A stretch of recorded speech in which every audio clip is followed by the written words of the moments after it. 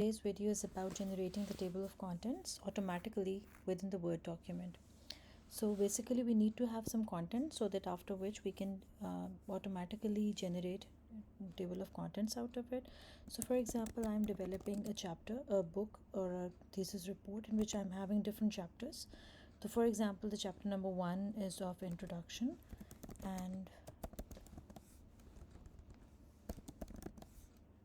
let's say we have the chapter number 2, which is like covering the literature survey. And for example, we are having chapter number 3 of analysis, and then for example I'm having chapter number 4 of the design, and then I'm having the chapter number 5, for example, of implementation. So I'm just creating the new pages for each of these headings so as to have so many pages out of it. So now I'm having 10 pages. Okay, so now if I'm having the next chapter, which is chapter number 6, for example, the control enter, I'm going to the next page, and that is the testing.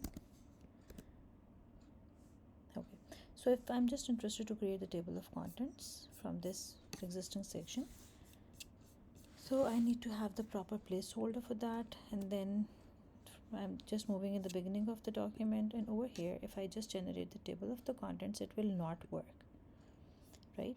Because it will say that creating a table of contents, start by applying the heading styles from the style gallery to the selected text. So this means that we have made a mistake. So in order to rectify this, what we can do is that we can just select Control A. By pressing Control A, we can select the entire document, and for example, for each heading I'm just selecting that it should be heading number 1. Okay, now I'm going to repeat this process, that is generating of the table of the contents. So I'm just deleting the previous one. Okay, so now if I just move to the this section references, and I'm going to click the table of contents and adding the table of contents, and now I'm going to have all of these representations. So now if I just introduce another thing, for example in the introduction section, if I just specify in the normal text, for example, if I just specify that this chapter discusses the overview of the project, and then if I just want to keep entering like the subheadings, for example, so if I just specify the project scope, and I just specify the problem definition,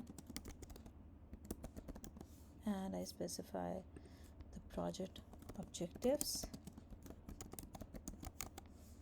and if I give them, let's say, the heading level 2, and now if I'm just going to update my table, so if I now by adding these things, by adding these subsections, I do not need to create the table again. I can just move to the references section, I can just select the update table, and it will give me two options: update page numbers only or update the entire table. So if I just have added some of the pages, or I've entered the control enter and few pages are added, it will just, by selecting this option, that is the update page numbers only, we can just renumber the pages appropriately. However, since I have added two more subsections, I will just select this update entire table, and then it will add the subheadings out of it. So the heading levels defined in this section of formatting, in which we can have multiple heading levels, that is the heading 1, 2, 3,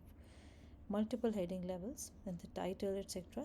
This will facilitate us in generating the table of contents appropriately. So just it will automatically allow me to switch to that particular chapter and page number, and also it will save me from the hassle of noting the page numbers of the chapters or the page or the sections, and then just updating it over here.